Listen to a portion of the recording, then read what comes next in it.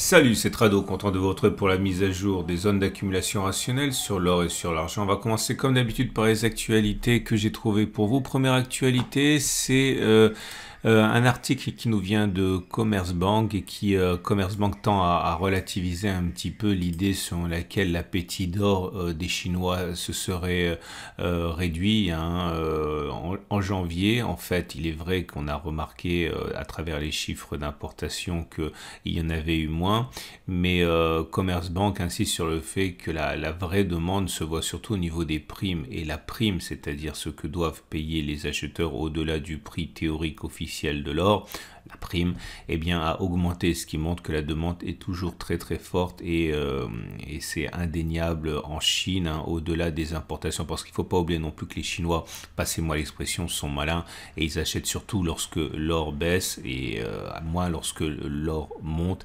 Et c'est vrai que le mois de janvier ayant été plutôt un mois de rebond pour l'or, il est normal aussi peut-être que les achats se soient un petit peu calmés sur des niveaux un petit peu plus élevés.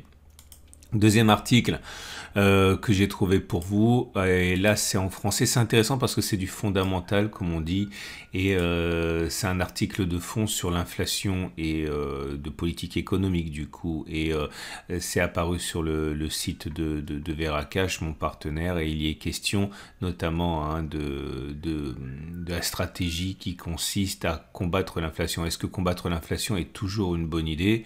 Et c'est la question que se pose Bruno Gonzalez dans cet article. Je vous mets le lien en dessous de la vidéo.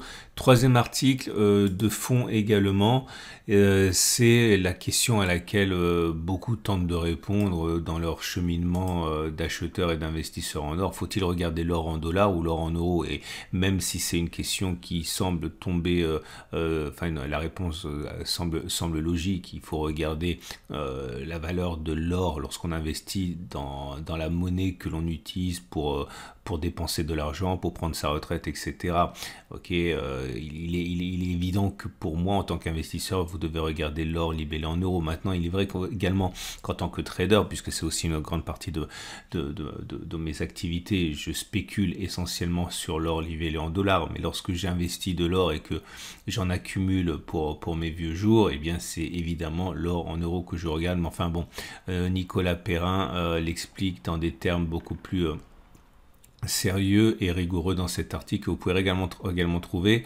Là, vous voyez, là je tombe dessus par hasard, hein, c'est l'évolution de l'or libellé dans différentes devises, et vous voyez, on revient toujours à la même idée, même si l'or en dollars a pu sembler relativement décevant en 2022, puisque vous voyez, on a connu une baisse de 0,3%. Quand vous regardez la même performance dans les autres unités, notamment celles qui ont connu une année 2022 particulièrement difficile, et eh bien ce n'est pas absolument pas la même chanson, hein. Donc bon, vous retrouverez ça sur le site de l'or et l'argent. Vous avez un lien en dessous de la vidéo. On passe tout de suite à l'analyse des zones d'accumulation rationnelle, et je vous rappelle que ce format vous est apporté par mes sponsors Veracash et Ocoff, qui vous permettent d'acheter de l'or dans les meilleures conditions, voire de le stocker, parce que c'est pas forcément une bonne idée de stocker de l'or chez soi, hein, si on en a une grande quantité, et vous pouvez trouver des liens pour vous renseigner sur leurs services juste en dessous de la vidéo. On va passer à l'analyse donc de l'or libellé en euros. Alors, j'avais expliqué qu'on avait une zone d'accumulation rationnelle à 17,32, 17,20. Cette zone ici, hein, a été, on va dire, martyrisée, mais pas véritablement cassée. Pourquoi? Parce que si on a les données hebdomadaires, c'est-à-dire les données sur lesquelles cette zone a en fait trouvé son existence, hein, puisque regardez, c'est cette zone ici. Voyez, on voit que les cours sont passés en dessous à certains moments, mais cette zone tient toujours en vérité. Il faut toujours regarder sur la plus grande unité possible, hein, pour voir l'antériorité des zones et leur solidité. Vous voyez, on n'a pas cassé. C'est vrai que quand on revient sur les données journalières, et qu'on regarde la même zone, on a l'impression effectivement que ça a été cassé, mais c'est une illusion. Donc je considère que pour l'instant elle tient toujours, et je considère que c'est toujours une zone d'accumulation rationnelle 17,32, 17,20. Donc c'est pour ça que j'ai cerclé. Donc ceux qui veulent acheter peuvent le faire éventuellement sur ces niveaux. Prochaine zone d'accumulation, si on y va, 16,70, 16,60. Tendance de long terme plutôt neutre, on est au contact de la M200. Tendance de fond, par contre, elle est bon, en dessous de la M50 qui monte, donc la tendance est baissière à neutre, hein, puisque la M50 monte encore, mais en tout cas, on retiendra qu'on est sur zone d'accumulation rationnelle. Si on regarde l'or, mais cette fois-ci libellé en dollars, on constate la même chose, hein, c'est qu'il y a un rebond qui est en cours actuellement. On a dit et redit que la congestion à laquelle on assiste actuellement est saine, et je n'en démords pas, hein, c'est une bonne chose que l'on ait consolidé d'ailleurs, et je l'ai dit, une consolidation de 50 à 68,8%, 61,8% de la hausse est classique. On est allé chercher 38, on n'est pas allé chercher 50% de Fibonacci, c'est pour ça que je me méfie un petit peu du rebond en cours. Je verrai bien plutôt un retour sur les 17,86 voire les 17,46, hein, ça correspondrait à un retracement sain, mais pour l'instant on n'arrive pas à descendre. En tout cas, on aura compris qu'on est sur zone d'accumulation rationnelle, et d'ailleurs si on regarde les bougies avec Kinachi, on voit que ce n'est pas encore haussier, hein. Vous avez une bougie verte certes, mais elle a un petit corps, elle est assortie de mèches hautes et de mèches basses, donc c'est plutôt une respiration dans la baisse qu'autre chose pour l'instant. Si on regarde l'argent, c'est la même chose.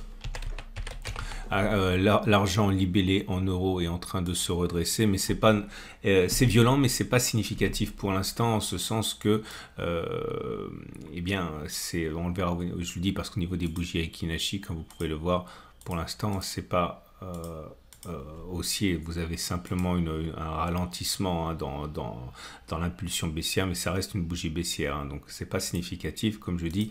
Par contre, ce qui est significatif, hein, c'est le rebond sur les 19,3, 19 qui était notre zone d'accumulation rationnelle suivante. Donc pour moi, là nous avons une zone d'accumulation rationnelle. Par contre, les 19,6, 19,9 n'ont plus beaucoup d'intérêt. Prochaine zone d'accumulation rationnelle, si on y va, les 18,8, 18,3.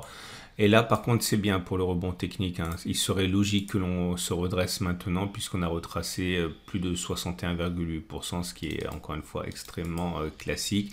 Tendance de long terme baissière, tendance de fond baissière pour l'argent libellé en euros.